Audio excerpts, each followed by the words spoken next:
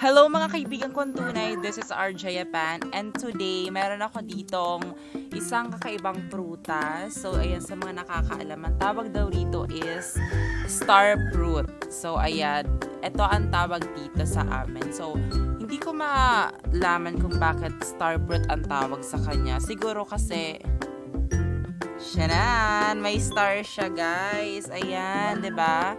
So ayan, itatry natin siya kung masarap siya. Kasi nakatikim na ako nito dati pa nung bata pa ako, kaya ngayon try natin siya. Ito ay isang star fruit kasi meron siyang star. So ayan, ganito pa lang pag-open guys. So ano natin siya, meron ako dito isang kutsilyo, basta yung hinihiwa, pinangpanghiwa to sa tinapay. So ayan, gagamitin lang siya guys.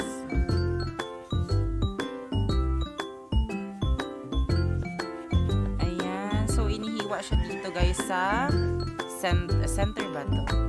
Dito sa ano dito guys sa may ano, diba? So ayan, tapos i-open lang siya ng ganito and look at that. Diba? Meron siya ditong isa, sa loob niya is etong parang isa siyang buto na may mga jelly. So ayan, kinakain siya guys, pati itong pinaglalagyan ng buto, kinakain siya. So ayan guys, try natin siya. So parang ang creamy niya.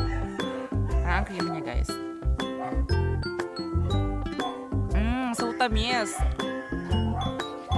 Hindi ko lang sure guys kasi meron ding mga parang version nito na color violet or something purple like that. So eto, color green lang siya. Diba? Huwag kakalimutan ni star fruit. So may buto siya guys. Diba? So titikman natin tong parang laman niya. Aside dun sa ano. Super creamy niya guys, para siyang buko salad like that. So creamy. Sarap. Grabe.